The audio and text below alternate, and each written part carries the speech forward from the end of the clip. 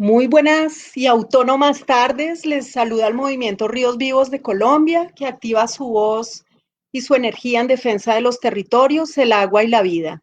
Como siempre, en la dinámica de este espacio que propende por el desconfinamiento de las voces, Isabel Cristina Zuleta y quien les habla, Dora Lucía Arias.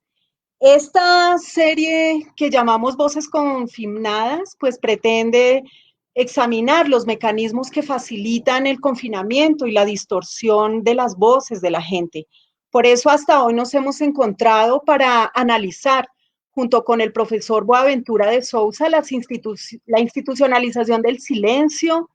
Nos hemos encontrado con el filósofo Darío Stanraisberg para examinar los formatos del falso pluralismo, con el sociólogo Daniel Feuerstein para analizar las prácticas genocidas que operan a fin de acallar las fracciones de la identidad nacional no queridas por quien determina un genocidio, pero también hemos integrado alternativas que la gente hilvana desde los territorios y abordamos con el mayor EFREN del resguardo indígena Cañamomo Loma Prieta, el derecho propio que construyen las comunidades desde sus procesos de autodeterminación y justicia propia. Finalmente, en nuestro programa pasado estuvimos con el músico y artista youtuber Alvinch, con quien entendimos la importancia y la elocuencia del silencio armónico a través de la música, de la naturaleza y a la vez el contraste con la violencia del silenciamiento y la imposición consumista.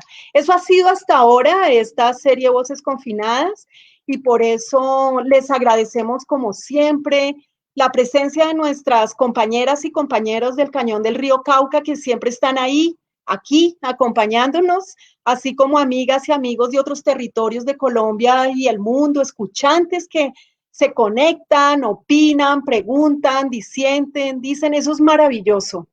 Les recordamos que pueden escribir sus comentarios ahí en la parte del chat, en donde a la par de esta conversa ustedes podrán plantear sus opiniones, sus preguntas y al final, en un bloque de este encuentro, nos dedicaremos a ello.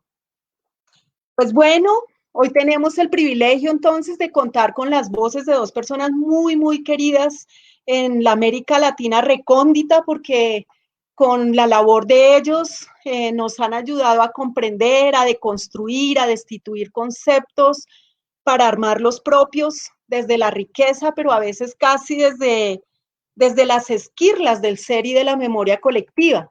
Están con nosotros los maestros Arturo Escobar de Colombia y Gustavo Esteva de México. Bienvenidos, muchas gracias a ustedes por disponer de su pensamiento y su voz para compartirlo con el movimiento y con quienes escuchan este programa. Pero definitivamente es muy difícil presentarlos a ustedes en clave de lo que han hecho y dicho porque el recorrido es largo y nutrido y además todo eso se encuentra en internet. Entonces, yo les pido que me ayuden a presentarlos, que lo hagan ustedes mismos y que nos cuenten qué es lo que ustedes no son. Maestro Arturo, ¿qué es lo que usted no es? Wow, bueno, primero que todo, muchísimas gracias, Dora Lucy, Isabel Cristina, al Movimiento Ríos Vivos por esta invitación, a mi gran amigo, hermano y maestro Gustavo Esteva por aceptar nuestra invitación también a participar en este conversatorio sobre autonomía y otras temáticas. Estoy muy complacido de estar aquí. ¿Qué es lo que no soy? En cierta forma, para mí es una respuesta fácil decirlo, porque últimamente me he estado presentando como un individuo descomunalizado. O sea, ¿qué es lo que no soy? Lo que no soy es una persona comunalizada, territorializada, que ha existido con una memoria y una ancestralidad como pueblo, como territorio, como comunidad, como comunalidad, como un ser viviente enraizado y en conexión con la tierra y con la vida. Entonces, eso es lo que no soy y en cierta forma podría decir que mi caminandar, mi tejinandar, como dice una querida amiga por ahí, ha sido precisamente en las últimas décadas tratar de encontrar esas formas de reconocer, entender mucho de la mano de colectivos, compañeras, compañeros, activistas, afrodescendientes, campesinos, intelectuales, ambientalistas, feministas, de retomar ese camino del cual seguro hablaremos aquí, porque me parece que es un componente muy importante de la autonomía, que es de reconstituirnos como personas que siempre estamos en relación, que siempre existimos eh, con la tierra, con el río, con el aire, con el agua, con la montaña, con los espíritus, con todos los seres vivientes. ¿Qué es lo que hemos olvidado precisamente? Sobre todo las clases medias urbano-modernas de todo el mundo, que hemos desarrollado un modelo de vida completamente anticomunal, deslocalizador, antiecológico y muy devastador, y que se sigue presentando como el modelo a seguir. Entonces, eso es lo que diría, digamos, para comenzar. En bueno, muchas gracias. Maestro Esteban, ¿qué no es usted?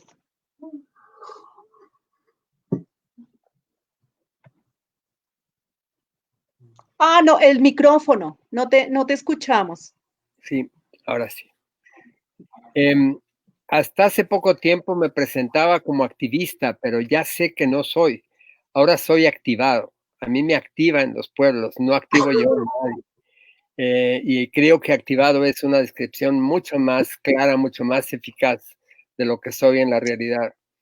También me presento como un intelectual público desprofesionalizado, porque quizás lo más difícil que me costó, lo que más trabajo me costó aprender fue desaprender todo lo que me enseñaron en una profesión y ver las profesiones como el problema, como algo que tenemos que dejar atrás porque son mecanismos inhabilitantes de la gente. Entonces serían esas dos cosas las que de alguna manera me definen ya desde hace bastante tiempo. Isa, ¿y tú qué sientes que no eres? No sé. Un montón de cosas. Bueno, yo creo que no.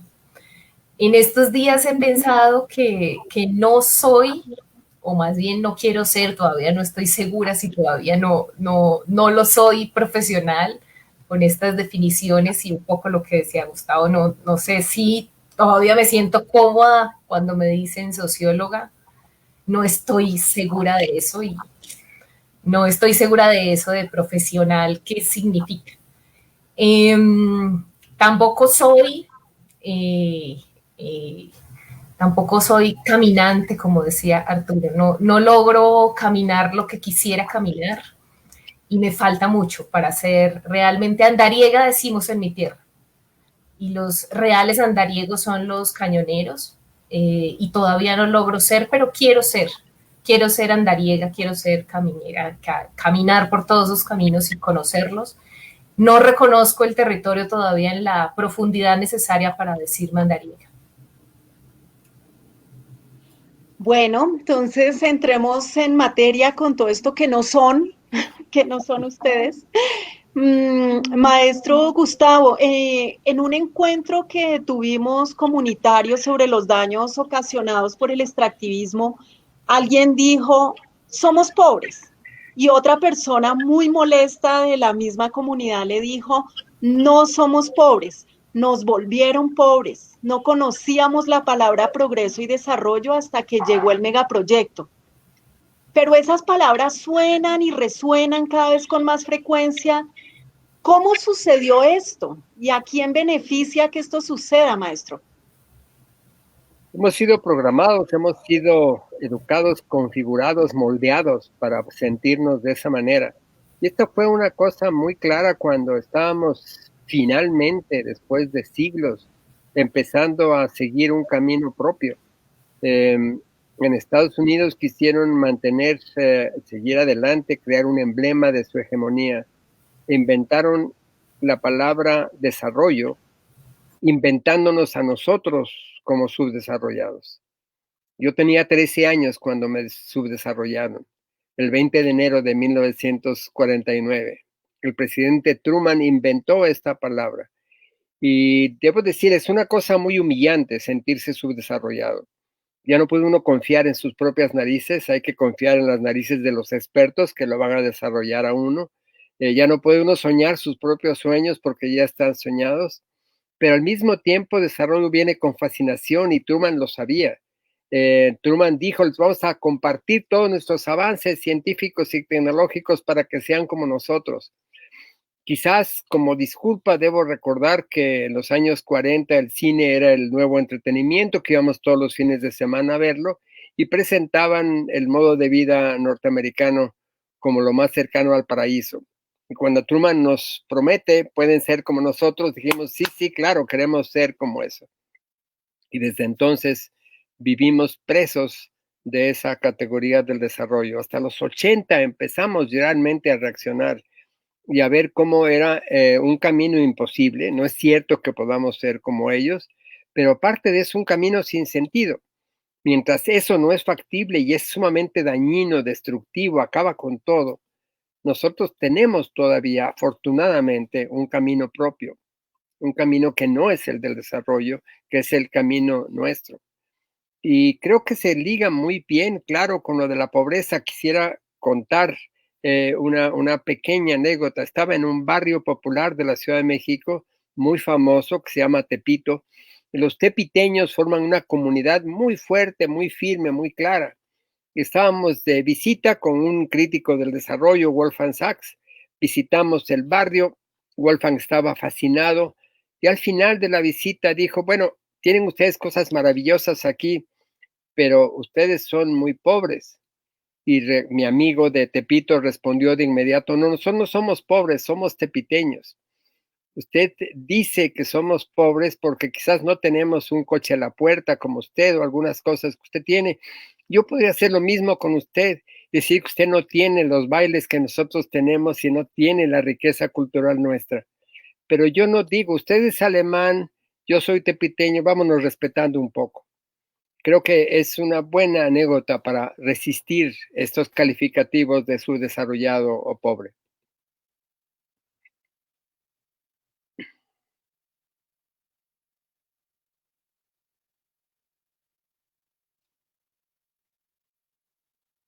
No se oye, Dora Lucy.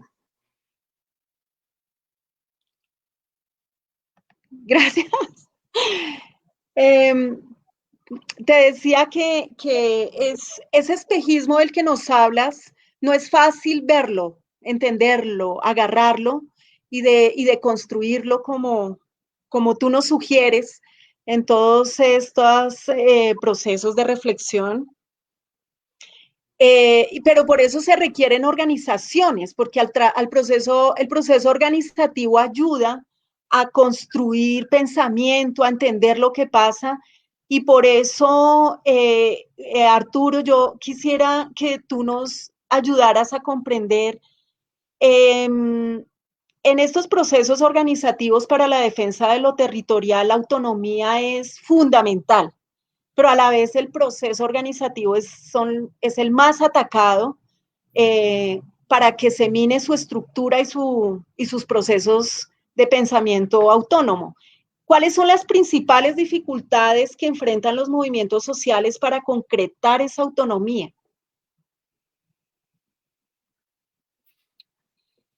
Bueno, estaba pensando con lo que decía, hay un eco ahora. ¿Escuchan el eco o me escuchan bien? Bueno, yo escucho un eco, pero sigo. Para conectarlo con lo que decía Gustavo, que la autonomía es precisamente una estrategia. Perdón, yo creo que Gustavo, tú puedes apagar tu micrófono mientras conversa. Es eso. Gracias. Tal vez. Una estrategia para oponerse a esa fantasía, sueño seductor del desarrollo. Que el único antídoto realmente posible son las autonomías. Y más aún, En este momento de crisis del COVID-19, de la pandemia, donde ha habido una ruptura significativa en el modo usual de operar de las economías y de los aparatos de desarrollo aún, donde las respuestas son muy negativas en general, y más adelante hablaremos del confinamiento, podemos decir que la autonomía es una respuesta a la globalización muy radical, es una teoría y práctica de la antiglobalización. A eso lo podríamos llamar, y eventualmente lo llamaremos, estrategias de relocalización y recomunalización.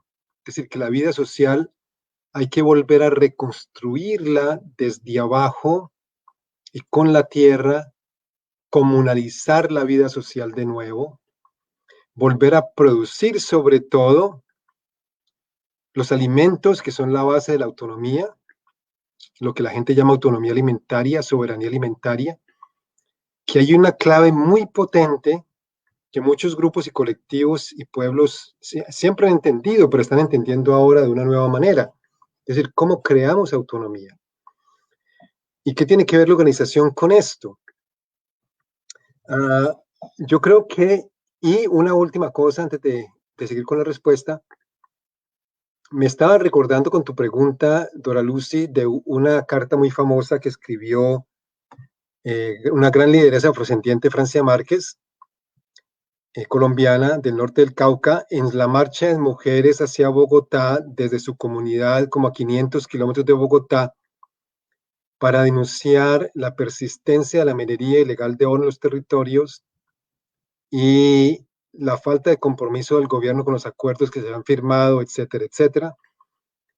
Y ella dice precisamente que porque ellas y ellos quieren vivir en autonomía, por eso los atacan y por eso quieren destruirlas. Lo mismo lo dicen la mayoría de los movimientos sociales hoy en día.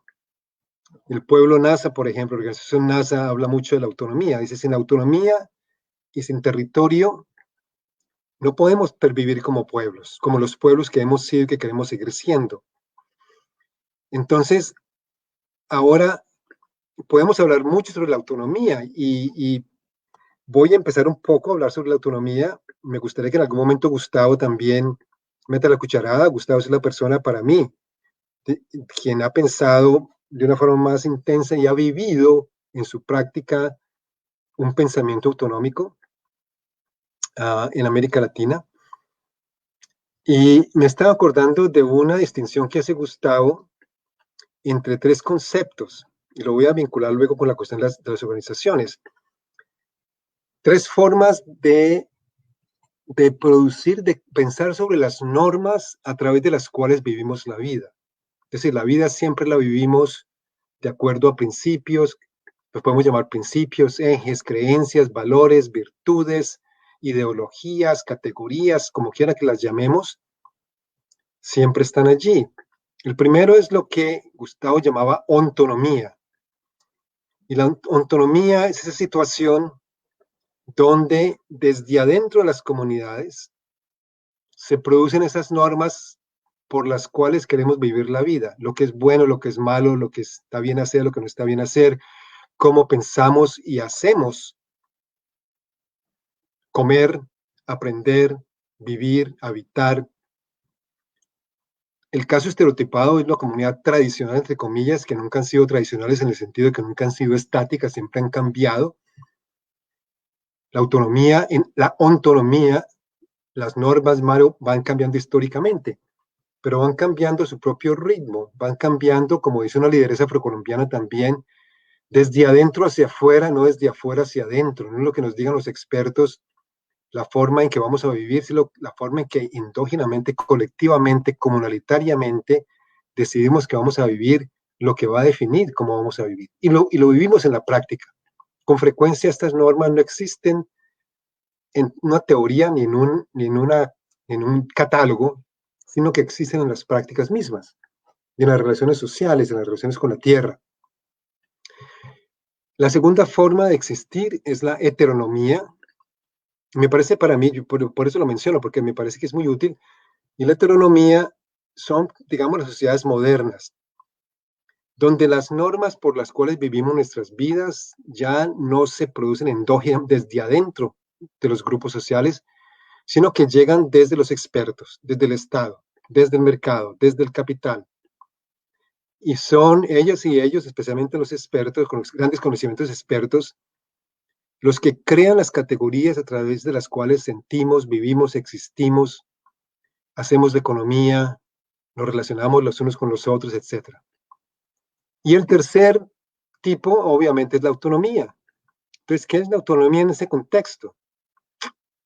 La autonomía es como existir un poco entre la autonomía y la heteronomía, en el sentido de que es el recuperar la capacidad de crear esas normas para vivir autónomamente, en una forma de autodeterminación, de cómo el colectivo quiere vivir, pero en contextos, obviamente, que son con frecuencia muy adversos para crear esas autonomías, esas normas propias. Y por eso a veces, y Gustavo creo que lo he oído definirlo así, que la autonomía quiere decir cambiar las tradiciones tradicionalmente. Es decir, de que, pensando en las cañoneras y cañoneros, por ejemplo, de que están siendo forzados a cambiar sus formas de vivir, han sido forzadas y forzados por la ruptura principal que ocurrió en sus vidas, que es la construcción de la represa, que es el represamiento, la construcción del charco, como lo llaman encharcaron el río Cauca, dicen las comunidades negras indígenas que fueron desplazadas por la construcción de la central de Salvajina en el norte del Cauca, que encharcaron el río y ya el río no es lo que el río. La señora, olvidé el nombre de la señora porque no se oye bien en el video, uno de los videos de Ríos Vivos, de una señora muy elocuente, una cañonera muy elocuente, que nos habla de que el río ya no está vivo, de que ya no se oye el canto del río, de que mataron el río, que el río era la alegría y era la vida. Y entonces ella al final dice, sí me gustaría encontrarlo porque, sí, aquí está, porque me pareció muy elocuente, profundamente elocuente, dice, el río ya no nos habla como antes, y la solución sería que larguen el agua y lo dejen correr. Que larguen el agua y lo dejen correr. Es la utopía de la resistencia a todas las hidroeléctricas grandes, que el río siga su cauce, como dicen también en el norte del Cauca. Entonces, ese vínculo con el río, tan importante, un vínculo íntimo, existencial, de que sin el río no somos lo que somos, de que sin el río no podemos vivir, porque somos el río también. Es precisamente lo que está en juego en la creación de autonomía, es precisamente lo que está en juego en organizarse para la autonomía. Ahora, hay toda una controversia sobre el concepto de organización. Las organizaciones, digamos, étnico-territoriales, como se les denomina en Colombia, de pueblos indígenas y pueblos afrodescendientes, también campesinos, son organizaciones que se basan precisamente en la defensa del territorio, en la defensa de la vida a través de la defensa del territorio y, por tanto, en la defensa de la autonomía como base para mantener el control del territorio y el control de la vida y de las condiciones por las cuales vivimos. Entonces, sí, me parece que la organización es no sé cómo decirlo, y nunca había pensado esto, Dori Lucía, así que me perdonan si voy a decir una cosa que no tiene mucho sentido o que puede estar muy equivocada, ya ustedes me corregirán, de que tal vez la organización política étnico-territorial, por ejemplo, es un mal necesario en el sentido de que en sociedades que realmente fueron autónomas, en su modo de existir, no solo en lo económico, no solo en lo político, sino en su modo de vivir y de existir, de que puedan vivir y existir como realmente quieren, la organización sería superflua. Simplemente podrían actuar en libertad, tejer en libertad su vida, autónomamente, como debería ser, digamos, con una visión realmente pluriversal de la vida, una versión de eso que nos hablan los zapatistas, de un mundo donde quepan muchos mundos, que el mundo de las cañoneras y los cañoneros pueda tener las condiciones necesarias para pervivir en su existencia y cambiar esa existencia desde adentro y no que la cambien desde afuera, sobre todo de una forma tan brutal y violenta como la represa y hoy en día el confinamiento.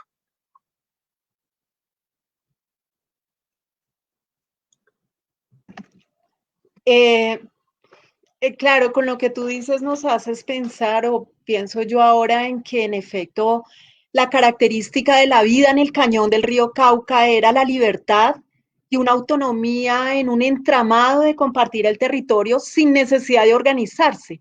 La necesidad de organizarse surgió precisamente por la imposición del megaproyecto. Y por eso entonces, Isa, ¿tú crees que para el movimiento, qué es lo más importante hoy en estas condiciones en la construcción de autonomía? No sé, tendría que preguntarle a mis compañeras y compañeros, pero pues lo que sentimos, como lo decía Arturo, yo creo que el video que hicimos con la compañera de Chirí, que se llama así, El río ya no nos habla, está hablando del dolor que sentimos por la pérdida de los referentes espaciales. Nosotros estamos en un proceso de reconfiguración de la idea del territorio, porque en la cabeza ya no está, porque perdimos los referentes espaciales. Entonces, para poder hablar de autonomía, nosotros necesitamos el territorio. Y ese territorio encuentra una manera de describirse. Básicamente para los cañoneros y las cañoneras era la desembocadura de las quebradas, o sea, los límites de un territorio del otro, y lo dice la compañera, es mi casa era entre la desembocadura del río San Andrés a la desembocadura del río Ituango. Y las desembocaduras, incluso en el antiguo resguardo de Sabana Larga, estaban definidas por las desembocaduras de los ríos. Espacialmente ese es un referente. Ahora nos sentimos desarraigados en el mismo territorio. No sentimos el territorio como propio porque ya no es ese, porque nos robaron las desembocaduras de los ríos, es decir, cómo nos ubicamos. Ya no están las grandes rocas, ya no están los árboles que nos permitían ubicarnos. Por supuesto están las cimas de las montañas, pero es solo un factor, porque todo el cañón está inundado y aguas abajo, el río está claro. Y el río, el color del río es otro entramado cultural, o sea, no es como hoy nos están diciendo la gente que llega de la ciudad, es que antes se los limpiaron, deberían agradecer que les limpiaron el río. Y la gente les dice, usted está mal, o sea, usted no sabe qué es un río, porque es que nosotros no lo queremos así, o sea, él era el patrón mono, y era mono y de este color un poco más trigueñito, pues porque ese es el río, si no lo limpian, pues no lo quitan también, no necesitamos que nos lo limpien, además porque ese color traía la comida venía con ese color, es decir, los nutrientes para que cuando creciera el nivel del río, pues esas tierras fueran más fértiles, y también para la comida de los peces, o sea, ese color tiene un montón de riqueza. Entonces, pensar la autonomía hoy es repensarnos en otro territorio, encontrar otra manera de estar ahí. Y con Arturo, cuando estuvo con nosotros, veía esa dificultad de cómo lo nombramos. ¿Cómo la compañera puede nombrar un territorio sin esos referentes? Necesitamos encontrar otra manera, otras palabras, pero las que nos han dado la empresa y las que nos ha dado el Estado no llegan, no conectan. Nosotros no le podemos llamar al río embalse, ni a ese charco. Esa palabra es completamente ajena, esa palabra no conecta con nada, nos deja vacíos. Y hay un montón que están rondando por ahí, definitivamente que hablan como del enmudecimiento, de cómo le quitaron la voz al río, porque al ser un río con esa potencia, con esa fuerza, con esa velocidad cuando pasaba por el cañón, pues evidentemente las gentes no somos de ríos tranquilos. Las gentes tenemos el espíritu que tiene el río y nosotros somos así y a veces nos dicen que es que somos muy fuertes, que hablamos muy golpeado y la gente dice, es que yo tengo el espíritu del río, yo no soy de ríos mansos, yo no soy de ríos de aguas más tranquilas, es como si nos cambiaron también a nosotros mismos con cambiar al río. Y por eso es tan difícil pensarnos qué es ahora la autonomía para nosotros, porque la autonomía necesariamente está ligada a la identidad. Nosotros no podemos construir procesos autónomos sin estar plenamente conectados. Y lo que hacen ellos con ese desarraigo en el territorio, sin sacarnos, bueno, quisieron sacarnos, por supuesto nos sacaron varias veces, pero algunos somos muy tercos y siempre volvemos. Y la violencia nos sacó todo desde la colonia. Conversaba esta mañana con una amiga muy querida, Neila Castillo, y hacíamos todo un recuento de la colonia y decíamos cómo los procesos de colonización no le quitaron a la gente la desembocadura de los ríos, cómo la violencia de los años 40 no quitó esto, las masacres, las 110 masacres que hemos documentado, y cómo Hidroituango sí nos quita esto. ¿Qué significa que nos quiten el referente espacial? Que nada lo había hecho, nada de lo más brutal, violento, con todos los frentes guerrilleros en el territorio, con todos los paramilitares. Necesitamos pensarnos, encontrar las palabras que nos conecten con el territorio para poder pensar la autonomía, porque sin eso falta cosas. Estamos trabajando en el tema de tener la comida, en tener tierras, porque definitivamente pues no, el problema de la tierra en Colombia es un gran problema, no quieren que la tengamos de ninguna manera. Estamos trabajando en eso que es material concreto, pero definitivamente la clave de la identidad es el proceso más profundo y es el proceso más complejo.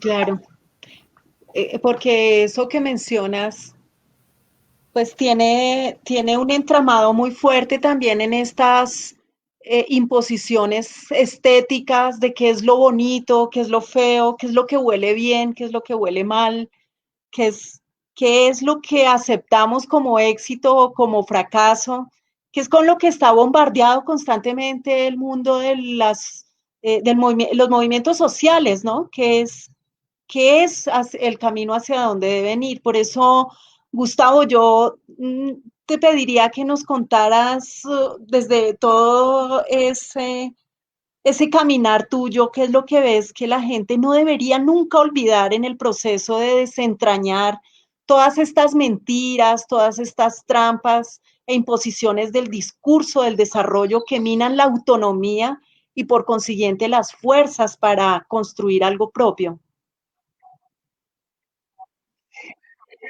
Sí, es desde luego la recuperación de lo que uno es, de lo que tenemos como una condición profunda de nuestra existencia. Yo creo que cuando ustedes están hablando de la conexión entre autonomía y territorio, están diciendo algo muy, muy fundamental. No podemos realmente construir autonomía sin tener un territorio. Bien, entonces aquí podríamos empezar a ver cuál es el camino para reconstruirlo. ¿Cuál es la manera en que podemos empezar a hacer de nuevo este arraigamiento territorial?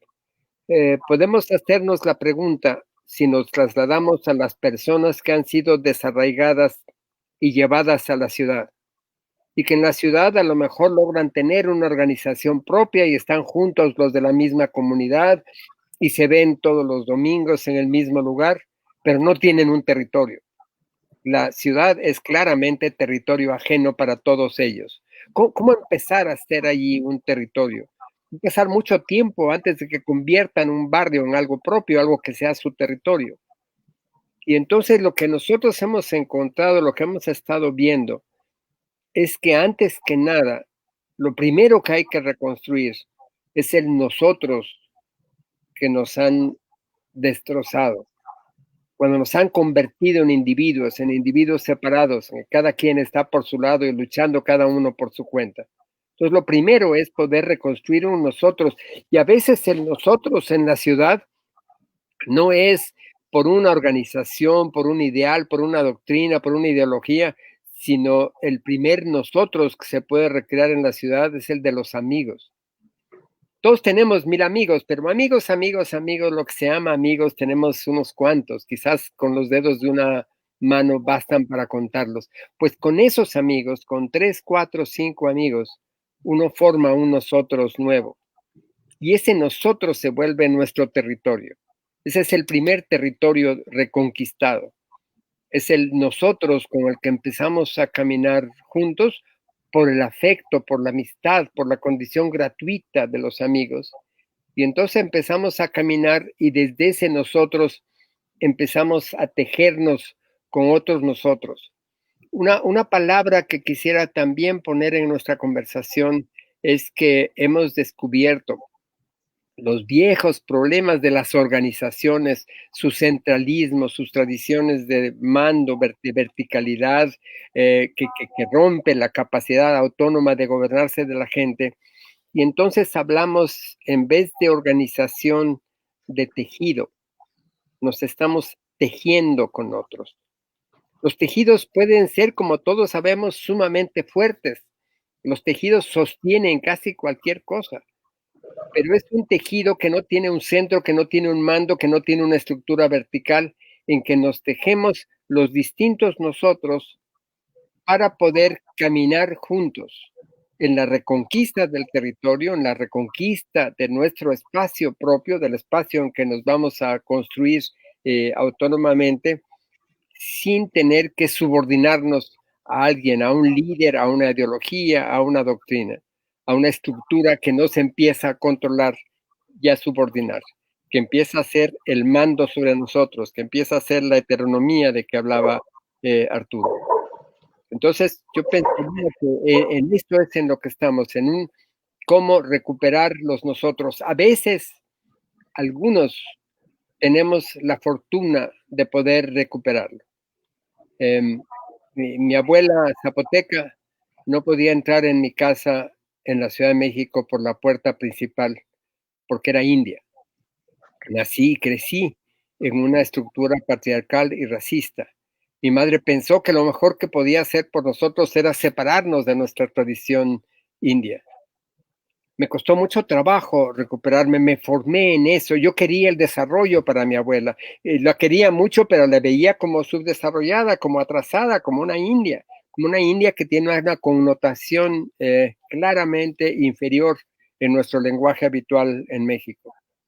Vivo ahora, desde hace 30 años, a 7 kilómetros de donde ella nació, en un pequeño pueblo zapoteco. Entonces pude arraigarme, pude recuperar el territorio, pude recuperar un espacio territorial. Puedo convivir y coexistir con los míos, con mi propia gente. Pero no todos pueden hacerlo. Yo sé que tengo un privilegio por haberlo podido hacer.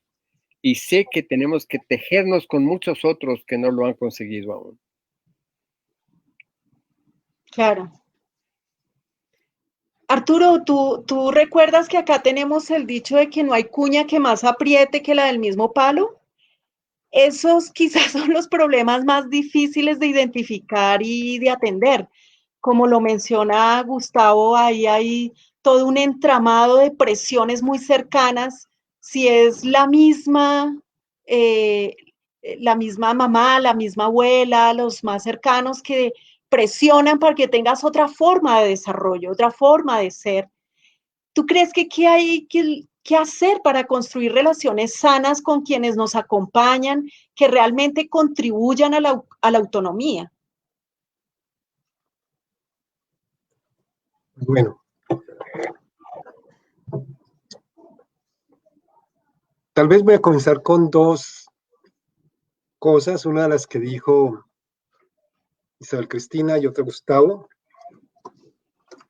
para hilarlo o tejerlo con tu pregunta, don Lucy. Isabel Cristina dijo, yo no soy de ríos mansos, nos cambiaron. Y precisamente de eso se trata, y ese es el poder, digamos, del desarrollo y de la tecnología moderna.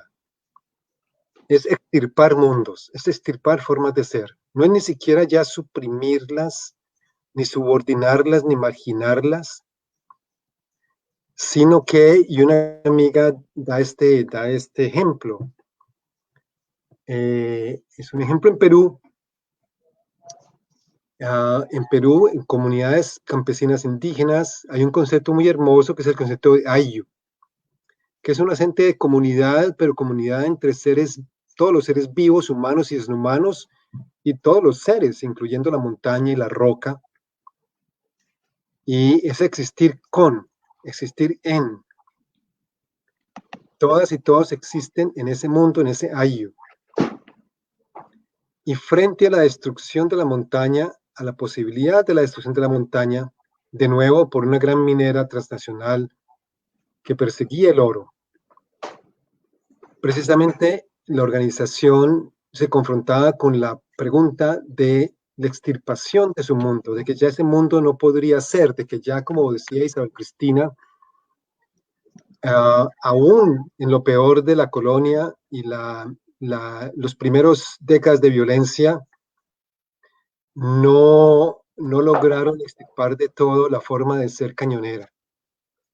Pero la represa lo logra, o por lo menos pareciera que la represa lo logra, o llegan a otro nivel de ocupación, no solamente de ocupación, sino de destrucción de la posibilidad de esos otros mundos en autonomía de existir, del mundo, digamos, cañonero, o la forma cañonera de ser. Y de Gustavo, la condición nosótrica de ser, lo que en Oaxaca llama la condición, recuperar la condición nosótrica de ser, construir nuevas formas de ser nosotros, de ser colectivo, de ser comunales, de ser de comunalidad, como lo llaman también en Oaxaca. Y precisamente las presiones del desarrollo y de la modernización son para lo contrario.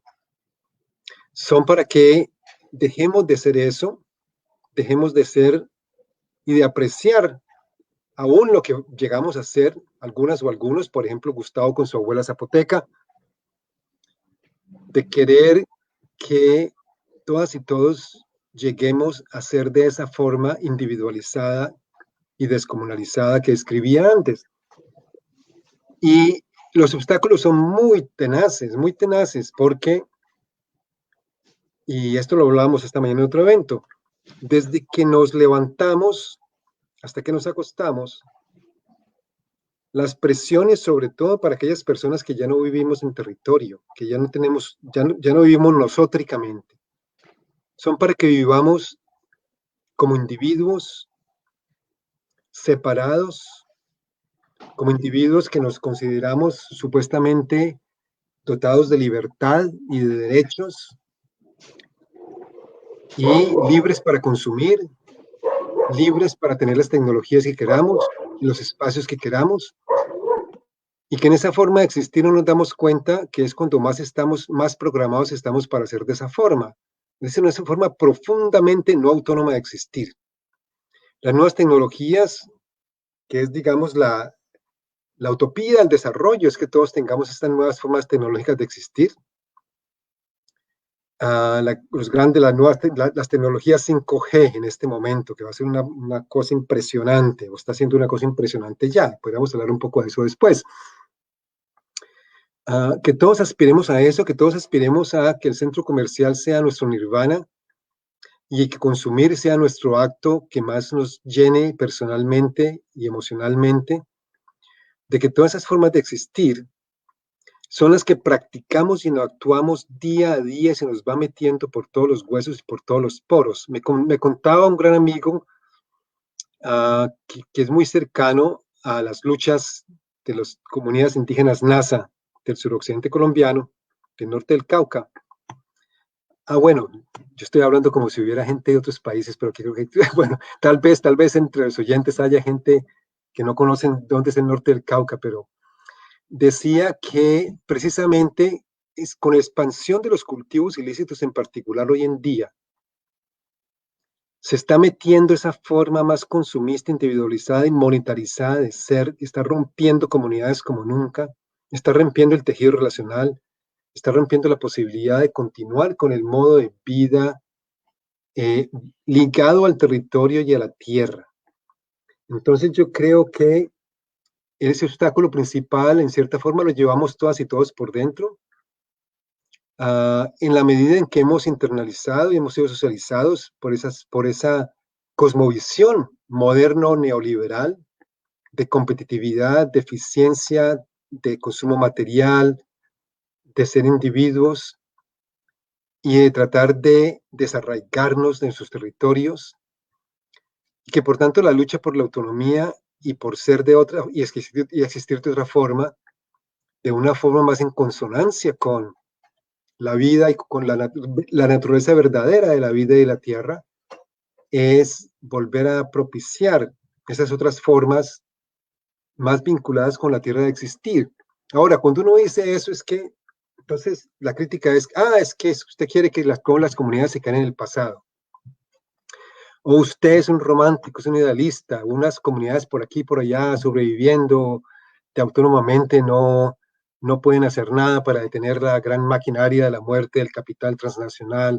Y en cierta forma, eso es verdad. Pero a eso es lo que tenemos que apostarle. ¿Y por qué tenemos que apostarle a eso? Precisamente porque el sueño opuesto, sabemos que ya no es un sueño, como bien lo dijo Gustavo, ese sueño de la modernización del desarrollo, ya sabemos que es una pesadilla, ya sabemos y tenemos que tenerlo muy claro. Yo a veces doy el ejemplo del Pacífico, litoral pacífico de Colombia. Siempre se dice que el litoral pacífico lo está matando el subdesarrollo y la pobreza. Y yo digo, no, invirtamos la película. Al Pacífico le está matando no la falta de desarrollo, sino el exceso de desarrollo, por lo menos de un cierto tipo de desarrollo. Atrevámonos a pensar de que en lo que nos ofrece la tecnología y los economistas y los banqueros y los medios de comunicación masivos y la modernización y la modernidad y los mercados, de que eso no es una descripción verdadera de la vida, o por lo menos no es la única posible descripción de la vida, y que por tanto no es lo único que podemos aspirar, y que tenemos que hacer una reconversión de nuestras subjetividades, a veces caminando de la mano de aquellos pueblos, aquellas mujeres, aquellos colectivos que todavía encarnan y habitan más relacionalmente la vida y el mundo, más territorializadamente, más en términos del terruño y del lugar, de que lo que confrontamos es volver a aprender a vivir como seres vivos de una forma que es amigable con la tierra, amigable con nosotros seres humanos, porque ya no lo sabemos, ya vivimos unos contra otros y en contra de la tierra. Y los que más nos enseñan eso, obviamente, son los políticos, los líderes, los gobernantes, los empresarios. Quieren que sigamos en ese cuento, pero ya sabemos que ese cuento es lo que lleva al terricidio, como bien lo llaman las mujeres, el movimiento de mujeres indígenas por el buen vivir, que comenzara en el territorio mapuche, que es un concepto que me parece fundamental, el concepto de terricidio, de que este modo de existencia que representa la crisis civilizatoria que enfrentamos, precisamente está llevando al terricidio, que me parece un término más apto, más propicio para las luchas que el término de antropoceno, que es muy académico, o aún el término de cambio climático, colapso climático, que solo habla de la cuestión climática. El terricidio, y esto lo vinculan muy bien las mujeres mapuche y del movimiento de mujeres indígenas por el buen vivir, surge precisamente de que la destrucción de los territorios está vinculada con la destrucción de las condiciones de autonomía de los pueblos. Y por lo tanto, que no nos hemos acostumbrado también a pensar que lo ambiental, los movimientos ambientales, los movimientos, digamos, para erradicar la pobreza, se oponen el uno al otro, y es una ecuación falsa. Yo ya creo que llegamos a la convicción de que lo que es bueno para la tierra es bueno para los pueblos y para los colectivos, y que tenemos que pensarlo desde allí en términos de la autonomía.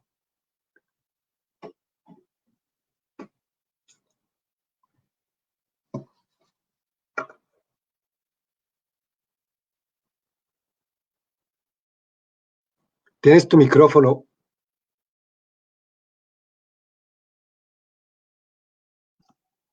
Bien, sí, se me pierde el micrófono para reabrirlo.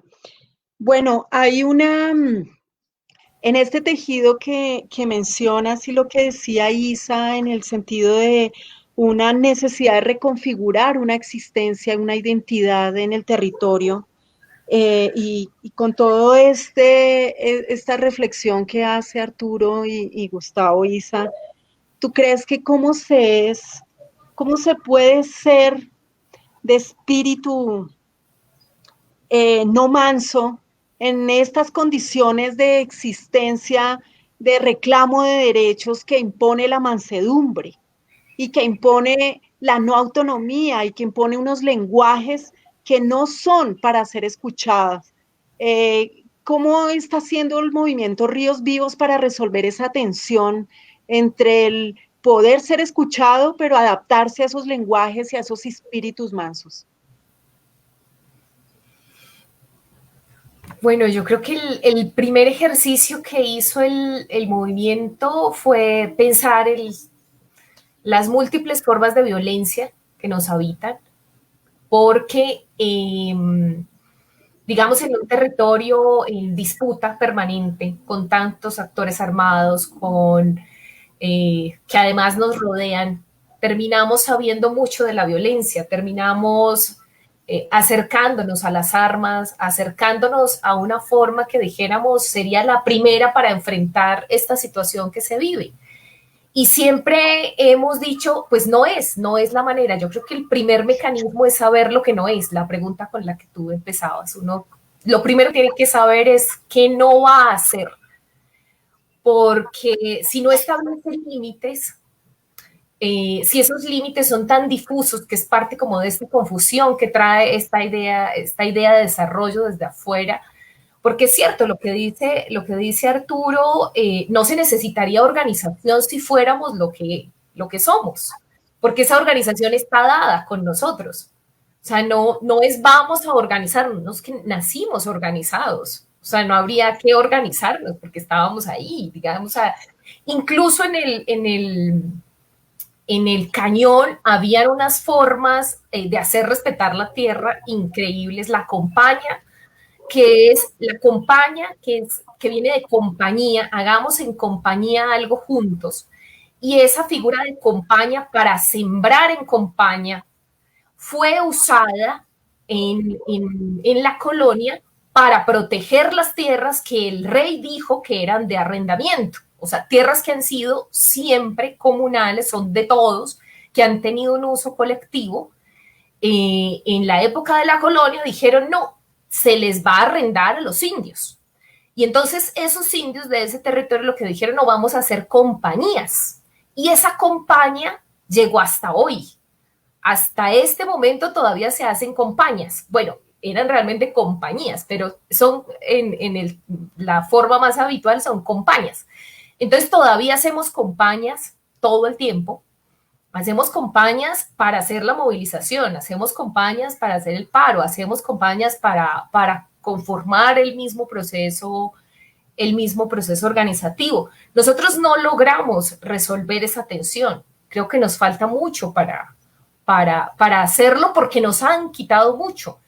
Y lo principal que nos quitaron fue el orgullo de ser lo que somos, y por eso es que hay que trabajar tanto en volver a sentir ese orgullo, lo que decía ahorita Gustavo, pero además porque ya no solo somos indígenas, o sea, por supuesto que ahí está nuestra raíz notable, que es muy fuerte, que es muy potente, pero también llegaron comunidades afro a nuestro territorio, y pues por eso lo nombro siempre con este pelo, pero también llegaron españoles, y bueno, y ya somos un montón de cosas. ¿Qué es eso de esa mezcla? ¿Qué es eso que somos? Y esa tensión que en el movimiento creemos que por lo menos nombrarla, decir qué es lo que está en tensión, hace parte de resolverla. Hemos venido diciendo, por lo menos mencionémosla. El lenguaje es una forma de atraparnos tremenda, y lo veíamos con Darío Stanraisberg, pero definitivamente necesitamos mínimamente nombrarlo para poder empezar a buscar soluciones, porque si no, pues ni siquiera lo vamos a buscar. Necesitamos nombrar esas tensiones, saber cuándo nos están ganando, por supuesto, y por eso siempre he tenido el sueño de de hacer estos talleres de deconstrucción del deseo, nadie me deja hacerlos porque creen que el deseo es otra cosa por allá. Y en el cañón, pues el deseo es una cosa muy potente, es el cañón del sexo, le decíamos. Ya no hay tanto. Se va al cañón y se va también con el deseo sexual y la potencia sexual. Pero decíamos, hay que reconstruir el deseo.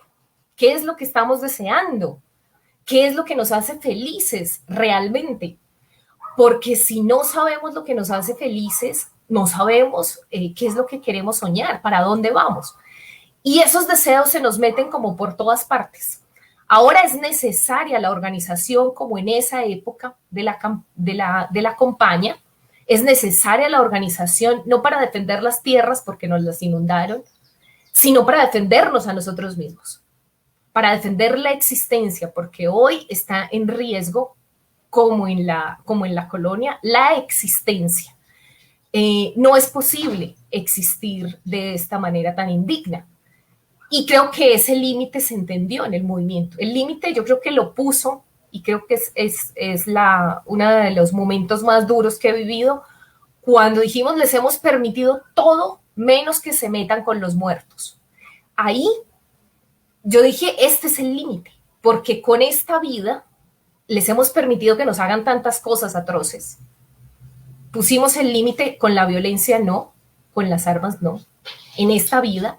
Pero cuando ellos nos dijeron que no les importaban los muertos, que los iban a inundar por más de que nosotros insistiéramos en que no les interesaban los desaparecidos, que no nos acompañaban y que no existía el deseo para buscarlos, que no era el interés del Estado, que eso era un problema nuestro, entendimos que era el otro límite que había que poner. Con los muertos no.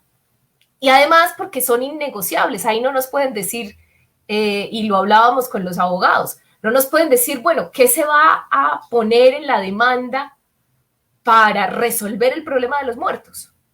No hay manera de resolverlo, por eso es un límite. Y creo que empezar a trazar esos límites es absolutamente fundamental. Lo que la sociedad, lo que llamas moderno, Arturo, lo que llamas esa sociedad moderna, lo que pierde son los límites. No hay límites, o en las sociedades, en las ciudades, lo que decía Gustavo, en los barrios, ¿qué es lo primero que se empieza a retomar? Los límites. O sea, nosotros necesitamos límites en el comportamiento, pero también necesitamos decirle a ese otro, usted puede llegar acá, hasta acá conmigo. Yo le permito hasta este lugar, porque después de este lugar, esta existencia incluso no quiere ser vivida, porque necesita, además de estar viva, unos elementos de dignidad. Y bueno, por ahí hemos ido hilando cosas que no estamos dispuestos a permitir, que son innegociables, y que así seamos, como nos dicen, una pulga en medio de una mega empresa, de una gigantesca, de todo el poderío que tiene, pues esa pulga puso unos límites, y esos límites se han mantenido en el tiempo. No hemos bajado la guardia en esos límites, porque hay unas cosas que se pueden ceder, pero hay otras que si se ceden te pierdes a ti mismo. Bueno, ha llegado el momento de compartir con las personas que nos acompañan. Aquí nos vemos en la penosa situación de recoger de muchas preguntas y comentarios, algunas juntarlas, etcétera. Entonces yo les voy a leer y al final, pues cada uno que se sienta interpelado, tú Isa interpelada, pues los aborda. Dicen, hay un dinamismo en los colectivos Se quedó congelado. humanos que entonces potenciar. Ah, te congelaste. Pero ahí ya volví o no. Sí, ya. Listo. Entonces, ¿cómo entonces potenciar esa autodeterminación, autonomía real y no formal de colectivos humanos ante contextos agresivos y nocivos al bienestar del territorio y quienes lo habitan? Hay un comentario que dice, me encanta el salto organizacional que propone Arturo, pues los controles jerárquicos buscan organizaciones similares.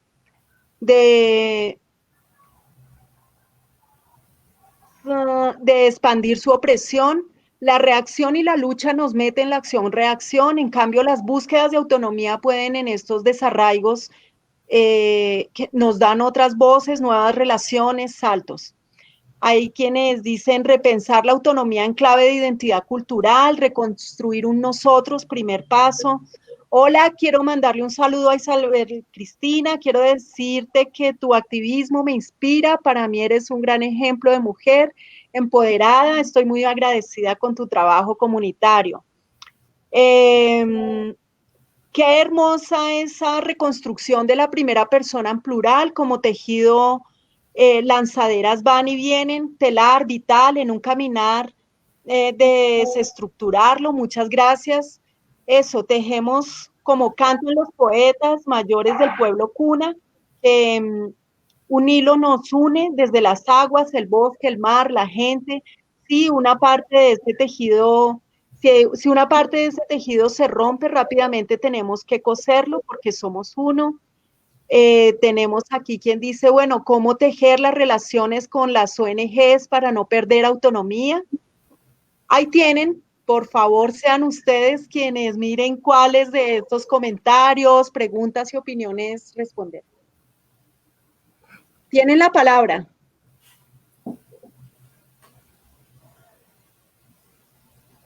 Gustavo, ¿quieres comenzar? Bien. Muy bien, comienzo y al final, con cosas muy difíciles, cómo tejernos con ONGs.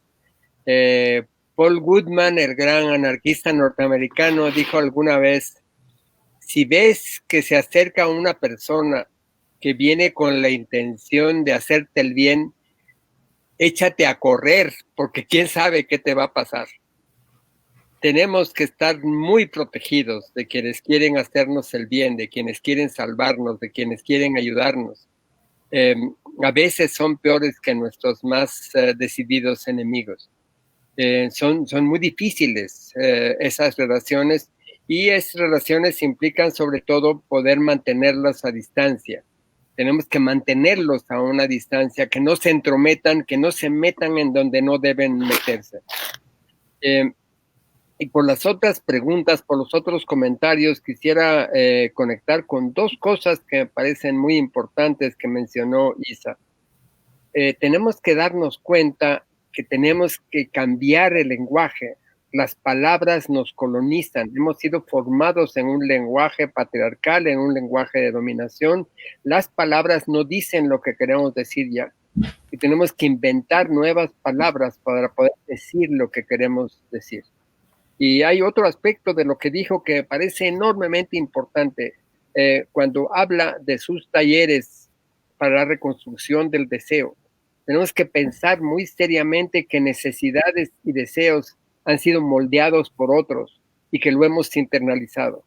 Si me permiten, para traducirlo en forma personal, cuando yo era chico, hace mucho tiempo, la palabra necesidades solo se usaba en mi casa para una sola cosa. Cuando mi madre nos decía a los niños, cuando llegues a casa de tu tío, le preguntas dónde haces tus necesidades. Y las hacíamos, no las teníamos. Cagar era la única necesidad que existía. Y eso quiere decir que en el curso de mi vida he visto nacer, he visto crearse todas las necesidades de educación y de alimento y demás. Todo eso es una creación de este sistema que nos han formateado para que sintamos, para que deseemos. Arturo lo decía, para que deseemos ir la fiesta del fin de semana, es ir a la tienda, es ir a escoger objetos, ir a consumir. Tenemos que reconstruir deseos, tenemos que reconstruir necesidades, tenemos que formatearnos con un nosotros, en este nosotros de un grupo de amigas, amigos, tenemos que formatearnos de otra manera para poder empezar a sentir nuestros verdaderos deseos y necesidades, y así construir otra posibilidad, empezar a ser nosotros mismos, reconstruir nuestros territorios y desde ahí ser de nuevo lo que queremos ser. Quizás así podemos empezar, Arturo.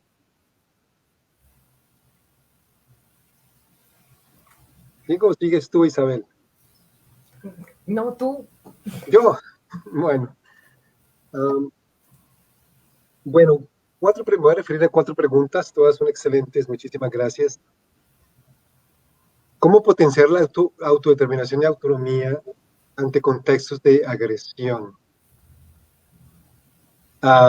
Es una pregunta tan impresionantemente difícil, especialmente en países como Colombia y como México, donde la agresión es el pan de cada día, donde los violentos ejercitan su voluntad de una forma casi irrestricta y en completa impunidad. Y ustedes lo saben mejor que todas nosotras y ciertamente es mucho mejor que yo. En el Cañón, con todas las masacres que han enfrentado, asesinatos, intimidaciones, etcétera, etcétera. Yo realmente no tengo una respuesta para esa pregunta. Es decir, yo pienso que los movimientos contemporáneos están ejercitando una gran tolerancia frente a esa agresión, una tolerancia activa, obviamente, no es simplemente, como dice el proceso de Comunidades Negras de Colombia, resistir no es aguantar. Resistir es activamente crear las condiciones para la reexistencia en autonomía. No es simplemente aceptar lo que llega de arriba, ni mucho menos, ni las condiciones. Pero a veces las condiciones son tan difíciles por la violencia, porque la muerte siempre está rondando, de que la autonomía pareciera convertirse en una utopía absoluta. Y aún así, como bien decía Isabel Cristina, en algún momento se traza la línea. Hasta aquí resistimos porque de aquí para adelante ni siquiera sentiríamos que estamos existiendo. Entonces, eso se me ocurre por ese lado. Yo reivindico siempre la resistencia pacífica activa y militante, pero yo no he estado en un territorio, he pasado algunos tiempos, pero no soy ni habito cotidianamente un territorio bajo las amenazas en que ustedes existen, en el Cañón, en Ituango. Así que eso, hasta allí me atrevo a decir. En términos de las organizaciones, sin duda, las organizaciones, cuando se crean, por allí siempre está haciendo de las tuyas las jerarquías. Las jerarquías patriarcales, las jerarquías etarias de edad, las jerarquías de las élites locales, todo tipo de jerarquías, y siempre hay que estar muy vigilantes para combatirlas. Yo creo que hay un concepto muy hermoso que han trabajado mucho en Oaxaca y que ahora se está trabajando un poco en el suroccidente colombiano, que es el concepto de crianza mutua. Y Gustavo en cierta forma lo describió, es el concepto que sugiere que tenemos que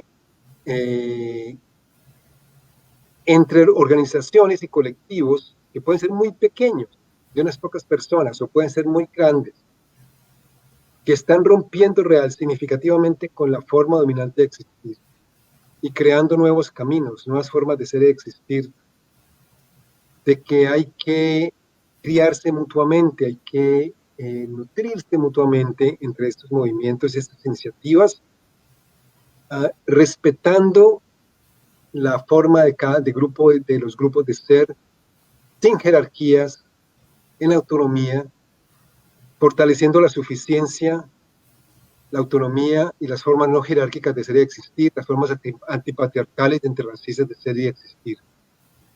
Entonces, esas otras formas de organizaciones se están inventando, están surgiendo, pero aún es un proceso difícil, porque tenemos las herencias de las organizaciones verticales, tenemos no solo la herencia, tenemos la cosmovisión todavía, digamos, convencional de existir, de que la verticalidad es más eficiente, de que el tener un líder es más eficiente y es importante. Todas esas cosas que en muchos colectivos ya están aprendiendo, ya saben de hecho de que no son verdad, de que otra forma de organizarse también es posible. Lo que el compañero Puna, creo, decía de que cuando el territorio y el tejido de la vida se rompe, porque digamos destruyen el río, hay que coser. Es ese concepto de coser el tejido de la vida, que viene junto con una serie de conceptos que hoy en día surgen con fuerza precisamente porque hoy en día lo que está en juego es la vida. Ya no es solamente el capitalismo, capitalismo es la forma principal de destrucción de la vida, pero es la vida misma la que está en juego. Entonces surgen una serie de nuevos énfasis y conceptos entre los movimientos y un poquito entre la academia, que es conceptos como el cuidado de la vida, el cuidado de los territorios, reparar, sanar, remendar, coser, reutilizar, reusar, regenerar. Tenemos todo un léxico ya para las transiciones, que no es el léxico del desarrollo, que no es el léxico del mercado, que no es el léxico de la competitividad. Tenemos una serie de formas de pensar la innovación comunitariamente, comunalmente, innovar para reconstituir los mundos relacionales, las redes de interrelaciones que son la vida, de innovar para coser y para reparar y para sanar. Y finalmente sí quiero referirme también a la cuestión del deseo. Y por aquí hubo una persona que escribía desde Catamarca que le decía a Isabel, pues tenés que hacer tus talleres del deseo. Y Gustavo también se refirió. Y es un problema fundamental. Y hay un par de economistas feministas que me gustan mucho, que hablan de que tenemos que aprender a cultivarnos como sujetos que deseamos otra forma de existir.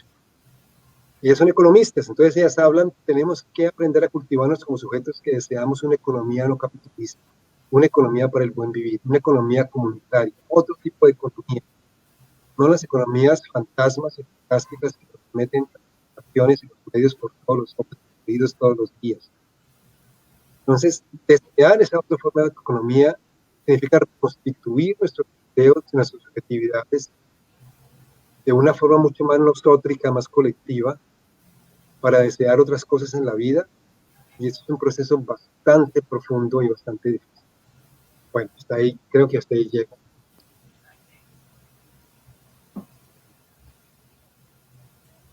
Ya a mí se me olvidaron otra vez las preguntas.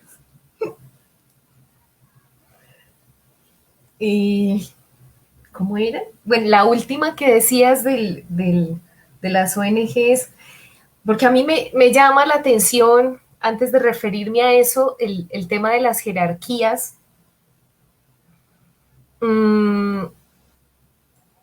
Porque yo me he reconocido admiradora y he visto cómo esos procesos internos dentro del movimiento de reconocer esas jerarquías múltiples en los saberes. Y a mí me parece muy bello. Yo no lo desdeño dentro del proceso organizativo. Claro, es distinto a esas otras que estamos acostumbrados, por supuesto, a las militares, y nosotros tenemos todos los referentes de los frentes guerrilleros, de cuántos hombres conforman un escuadrón del ejército. O sea, nosotros tenemos eso en el territorio. Y lo que yo he visto que ha pasado, esas jerarquías al interior del movimiento, que las reivindico y las respeto profundamente, es por el conocimiento del territorio. Y por eso hay líderes casi que de cada saber, y se respeta eso. Entonces, cuando vamos a hablar, no sé si, y los invito a los que nos están escuchando, cuando estuvimos haciendo el programa sobre los pescadores, es con el pescador que más sabe de pesca, el que reconoce desde la laguna hasta los rápidos. Y en esa jerarquía, ellos y ellas son las que tienen esa voz y la palabra. Pero cuando estamos hablando de barequeo, entonces hay otras jerarquías para hablar de barequeo. Hay un compañero que su jerarquía es para hablar de las plantas del bosque. Hay otro que es el que más conocía los caminos. Lamentablemente, conocer de caminos ancestrales en Colombia significa riesgo, y ha estado en mucho riesgo. El compañero ha estado amenazado muchas veces, porque se le reconoce que es un andariego tremendo y conoce esos caminos como muy pocos. Y eso ha significado un riesgo, no debería serlo, porque es un saber para reconocer. Y todos nos quedamos en lo que él nos indica, por dónde hay que ir, por dónde hay que caminar, porque su saber y su jerarquía está en ese conocimiento. Yo creo que hay otras formas, precisamente más colectivas, en las que nos sentimos bien con lo que sabemos hacer y en lo que podemos aportar.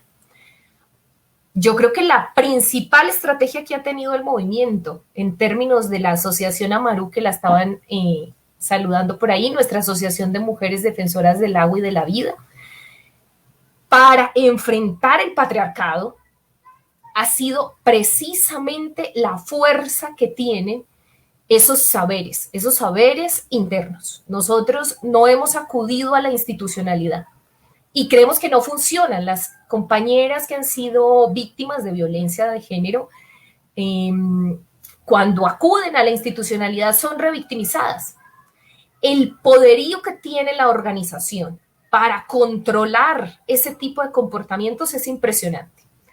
Por vergüenza, por la sanción moral que tenemos al interior del movimiento, incluso de esos que tienen una jerarquía altísima en otros conocimientos, pero que han violentado a sus compañeras. Y el control es interno.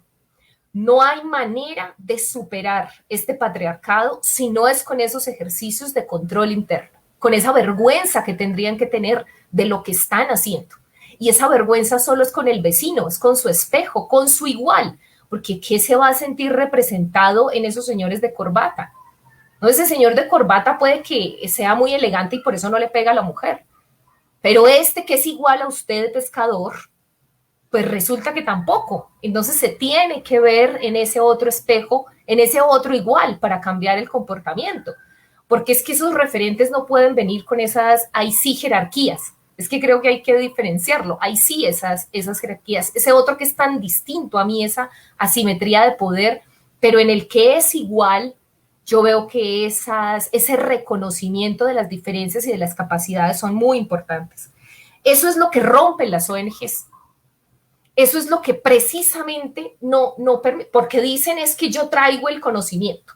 Y nos han dicho muchas veces, no, es que el problema suyo es que no tiene toda la tradición de la izquierda, no ha pertenecido a los movimientos de izquierda y por eso es que no sabe conducir ese movimiento. Eso es verdad, yo nunca he pertenecido a ningún otro proceso. O sea, es este. Y la mayoría de mis compañeros también, y mis compañeras tampoco, pues hemos pertenecido a organizaciones de víctimas por lo que nos ha pasado en el territorio, pero no a procesos políticos, digamos, con una postura ideológica. Entonces siempre nos dicen, no, ese es el problema de ustedes. Ustedes son sospechosos porque no se saben en qué línea ideológica están, porque unas veces están hablando de muertos, otras de desaparecidos, otras del bosque, del río, otras de mujeres, de feminismo comunitario, de ambientalismo popular y mezclan todo con todo. Y entonces no sabemos si son una organización de derechos humanos, son una organización de víctimas, son una organización de... Y pues lo que hemos dicho es que somos todo, porque es que hemos tenido que vivir todo y pues nosotros no queremos clasificarnos. Y cuando no nos clasificamos nos sacan de todo lado. Entonces no somos esto y nos sacan de allí, no somos aquello y nos sacan de acá. A las ONGs les encanta clasificar. El problema de la clasificación es precisamente que si no encajas te hacen encajar, como a la fuerza. Y uno está cambiando todo el tiempo y además quiere que cambien las cosas. Y hemos tenido esas dificultades para el relacionamiento porque se imponen desde esa jerarquía del conocimiento. Cuando el pescador ya se sabe conocedor del río, pues un ictiólogo no va a venir a decirle absolutamente nada nuevo. Absolutamente nada. Y entonces ese conocimiento solo sirve para llevárselo a los jueces. Y así le hemos dicho, si por favor pudiéramos ser más transparentes, si ustedes nos usan a nosotros para escribir sus libros y sus informes y sus proyectos, déjennos usarlos de manera transparente a ustedes para que vayan y le digan al juez lo que los expertos dicen. pero hagamos una relación más transparente. Yo creo que eso es la dificultad, es que la gente del bosque, la gente del río es demasiado transparente. Y volviendo a la primera pregunta, lo que yo no soy es políticamente correcta. No he podido serlo. Y entonces ahí esas relaciones se hacen mucho más difíciles. Yo les decía, si nos podemos relacionar con transparencia, digamos, podríamos decir, bueno, ustedes nos usan para esto, permítanos usarlo para esto que nos suene así como incómodo, pero hagámoslo con transparencia, no después aparecer en un texto y nosotros como, ¿y por qué no nos avisaron? O sea, ¿por qué no nos dijeron? Como que sea una relación más transparente, es lo que se les ha pedido. Por supuesto, nos necesitamos los unos a los otros. O sea, nosotros esos memoriales que hacen los abogados no podríamos hacerlo, además es muy aburrido, es completamente aburrido. Pero podemos contar las historias y que ustedes las transformen en esos memoriales aburridos y exigir nuestros derechos a través de ese lenguaje, llegar a ciertos espacios, pero lo necesario es la transparencia. O sea, en Colombia hay mucha simulación. Esa simulación no conviene. A mí eso me gusta de México, me gusta de Argentina, que la gente es más como es. O sea, se le sale así como la fuerza. Y eso lo llaman en Colombia ser montañero. Ser como de, sí, esa otra gente que no sabe porque no sabe de diplomacia. Entonces los compañeros decían, no, Isa, no, nosotros no vamos a ir a Bogotá porque es que esa gente no le dice a uno de frente lo que, y siempre es como por debajo de la mesa. O sea, pero lo único que estamos viendo es transparencia. En las instituciones ha sido imposible. Ha sido literalmente imposible. Porque las instituciones no están hechas para ser transparentes, están hechas para engañar. Y eso ya lo hemos conocido. Nosotros sabemos que llegamos ahí de esa manera. Pero con los que quieren ayudarnos, pues les hemos pedido mínimamente sean más transparentes para nosotros leer ese lenguaje, porque realmente es una cosa dificilísima. En los contextos de agresión, Arturo, nosotros estamos viviendo una segunda oleada aterradora. Realmente desde los años 90 no vivíamos una situación, bueno, siempre ha sido como una constante, pero tiene unos picos. En algunos momentos ha sido una estrategia de sembrar el terror, de utilizar esas armas, de generarnos terror, y en este momento está siendo el de recordarnos el terror.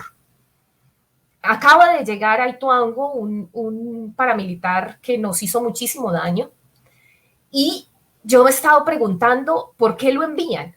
Todos sabemos qué fue lo que hizo. Está mucho más viejo, por supuesto. Nunca pensé que una persona que ha matado tanto, que dejó secuelas tan graves, él volviera a llegar a este territorio. ¿Por qué lo envían? ¿Porque conoce el territorio? ¿Porque nosotros sentimos miedo solo de nombrarlo? ¿Para qué hacen eso? O sea, es una pregunta que nos hemos hecho porque todo el tiempo están diciendo, Isa, ¿es verdad? Ese tipo estuvo... Sí, claro, yo lo recuerdo, mis 12 años. Lo recuerdo perfectamente. Yo pensé que era el otro con el mismo alias, porque hay muchos alias en Colombia, muchos alias por todos lados. Cuando lo vi, pues quedé aterrada, no lo logro nombrar siquiera. ¿Qué quieren hacer con eso? ¿Qué representa ese sujeto para que nos lo lleven en este momento? Porque yo creo que no es simplemente lo que va a hacer, los crímenes que va a cometer, es lo que él representa. Es el dolor que podemos recordar. Es el terror que nos genera y que nos inmoviliza. Entonces, yo sí creo que es posible actuar en contextos de agresión, pero para eso es necesario resignificar la vida y trabajar los dolores, hacer procesos de duelo colectivo. No hay manera de hacer procesos de duelo individuales. O sea, yo no lo he encontrado, ni siquiera con las compañeras y compañeros que están buscando a los desaparecidos. Yo no he encontrado manera de que se sane uno con uno mismo. Necesita los amigos, como decía ahorita Gustavo. O sea, uno necesita los amigos para sanar y necesita conversar y necesita volver al río y necesita llorar con el río y necesita estar cerca. porque por medio de la virtualidad no podríamos hacer ningún proceso de duelo. O sea, este mecanismo no lo permite. Entonces yo veo que realmente lo que quieren es distanciarnos. Sin el proceso de duelo no podemos enfrentar esos contextos de agresión. Nosotros necesitamos saber por qué nos hicieron esto, por qué nos han matado, por qué nos han desaparecido, a qué le tenemos más miedo, qué es lo que nos inmoviliza. Si nosotros sabemos que le tenemos más miedo a la desaparición forzada, a la cárcel, que a la muerte, entonces estamos reconociendo cómo enfrentamos esos horrores. Si no los sabemos y no los nombramos, no podemos enfrentarlos. Como lo decía ahorita, necesitamos primero identificarlos para agarrarlos, desestructurarlos sería una palabra, desarmarlos, hacerles duelo, dejar que se sienta lo que se tenga que sentir, porque además todo esto nos trata como de contener. Parte de esta idea de desarrollo y de lo que hace una represa es que nos contiene, pero también emocionalmente nos están conteniendo. Es decir, eso no se hace, no se puede llorar en público, nos han dicho. Es que el problema con las mujeres líderes es que lloran en público y entonces por eso tienen menos razón que los hombres. Pues sí, la razón no está dada por las lágrimas, ni por la ausencia de ellas. Pero nos han dicho ese tipo de cosas y definitivamente pues tenemos que enseñarles. Puedo perfectamente llorar y eso no me va a quitar la razón, no me va a quitar lo que estoy diciendo ni la fuerza. Hemos aprendido a llorar, una compañera que está acá, Estela y yo, que somos las más lloronas, nosotros seguimos hablando, o sea, podemos estar diciendo lo que sea, empezamos a llorar y el tono no cambia y las lágrimas no dejan de caer. Y vamos a seguir diciendo lo que estamos diciendo, pero aprendimos a hacer eso. Tampoco las lágrimas me van a quitar la voz, no, yo sigo hablando y pueden caer todas las lágrimas que tengan que caer. Me han preguntado por ahí del boicot. Bueno, varias preguntas, pero creo que es absolutamente necesario. Hay que encontrar la manera de hacerlo. Hay muchas preguntas que no hemos podido abordar y ya nos acercamos al cierre de este encuentro de hoy, de esta nutrida conversa en donde ya dejamos de hacer conclusiones porque cada quien de manera autónoma tejerá su propio pensamiento alrededor de esta palabra tan nutrida y enriquecedora. Les saludamos a quienes nos anuncian que están obviamente desde el cañón del río Cauca, desde Barranquilla, desde el Quindío, desde Boyacá, desde Cañas Gordas, están nuestras compañeras de Amarú, un saludo muy especial porque siempre nos están dando ánimo, pero también creo que están muy pendientes de lo que decimos para luego jalar orejas. Entonces, gracias por eso, compañeras. Están del Meta escuchándonos desde México, desde Mendoza, Argentina, desde Catamarca, nos acompañan desde Perú, desde Pamplona, desde Bogotá. Bueno, eso es lo que pude recoger muy rápidamente. Entonces, muchas gracias por este proceso de reflexión y pensamiento colectivo para llevarlo a la acción, al hacer y al no hacer. Maestros, su despedida, cuéntenos qué es lo que podemos leer, lo que ustedes de pronto ahora están haciendo en sus procesos de construcción para la autonomía. Es el momento de que nos despidan con unas palabras de guía para seguir también en este proceso de pensamiento alrededor de lo que es la autonomía.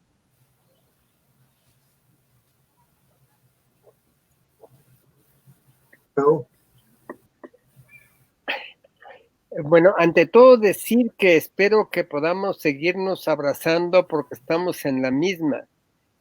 Aquí con un gobierno que se dice de izquierda, estamos bajo la amenaza inmediata de los megaproyectos aquí en Oaxaca, en el Tren Maya, y estaremos en una lucha idéntica y espero que podamos seguirnos tejiendo para trabajar juntos, para tejer juntos esa posibilidad de resistencia.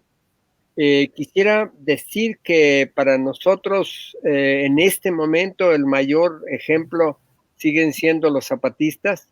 No tuvimos oportunidad de hablar del COVID-19, pero pensando en el COVID-19, los zapatistas representan quizás el único grupo en el mundo que estaba preparado para manejar esto, manejarlo bien y hacer una vida razonable y sensata, sin distancia y sin confinamiento, y con una protección efectiva de la gente. Sigue siendo esa construcción autónoma de los zapatistas para nosotros el modelo clarísimo. Cuando el mundo entero se sujetó a las órdenes de arriba, a la clásica heteronomía, en que arriba dijeron todo mundo a su casa, todo mundo a confinarse, todo mundo a adoptar estas reglas que son en buena medida insensatas, hay un grupo, el zapatista, que con autonomía, tomando precauciones, sabiendo cómo hacer las precauciones, sabiendo qué hay que hacer, recurriendo a saberes ancestrales y a saberes actuales, contemporáneos, está mostrándonos un camino de cómo se puede transitar de una manera diferente, resistiendo todo eso que viene de arriba, saliendo del mercado y del Estado. Sí, hay que resistir, hay que movilizarse, hay que hacer esos memoriales, pero allí no está la salida, allí no está el camino está aquí abajo entre nosotros, en esta construcción autónoma, en este hermanarnos, tejernos, amistarnos con otras, con otros, para construir otros mundos nuevos, como dijimos desde el principio. Muchas gracias por habernos invitado a estar con ustedes en esta tarde. Gracias. Bueno, muchísimas gracias de nuevo, Isabel Cristina, Dora Lucy, Gustavo y a todas y todas que nos escuchan.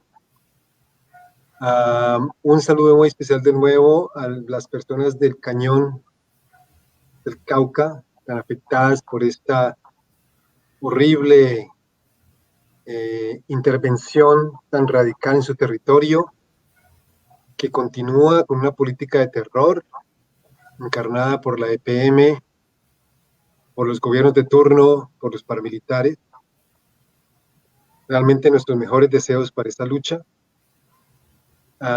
Quería mencionarles también, para terminar, es un esfuerzo colectivo que se llama Pacto Ecosocial del Sur o Pacto Ecosocial de América Latina y del Caribe, que es un pacto para una transición ecológica y social, cultural, para América Latina. Lo encontrarán fácilmente, intenté ponerlo en el chat, pero no pude. Si buscan en internet Pacto Ecosocial del Sur, creo que la página web es pactoecosocialdelsur.com, pactoecosocialdelsur.com, todo seguido. No es un documento perfecto, es un documento que ha sido, digamos, patrocinado por un número de organizaciones y colectivos de América Latina, ha sido firmado ya por varios miles de personas, y estamos en un proceso de debatirlo, impulsarlo en comunidades, territorios y colectivos. Es un horizonte, es una propuesta, no es perfecto ni mucho menos, es incompleto, y cada vez más vemos lo que le falta a ese pacto, pero es un pacto que hemos preparado precisamente en términos de la ruptura que ha significado la pandemia, y con aquella dicho que surgiera en Chile aparentemente en el 2019 al calor de las protestas, de las revueltas, de que no volveremos a la normalidad porque la normalidad era el problema, que me parece una frase fantástica. No volveremos a la normalidad porque la normalidad era el problema. Y obviamente las personas en territorio saben lo que está ocurriendo con el confinamiento. Les están imponiendo una nueva normalidad anti-autonomía. El confinamiento mismo es una tecnología para combatir la autonomía, para no dejarlos volver a tejer territorio. Entonces, miren el pacto y piensen en la posibilidad de discutirlo. Y muchísimas gracias de nuevo a todas y todos. Bueno, muchísimas gracias para todas y todos quienes nos han acompañado hoy. Recordarles que el programa Voces Confinadas es una serie de encuentros sobre el confinamiento de las voces. Les esperamos en nuestro próximo encuentro a finales de julio. Estos programas estarán en Facebook y en YouTube. Al final de la serie quedarán los textos de estas conversas a disposición de quienes los quieran tener. Hasta pronto. Gracias. Gracias. Chao.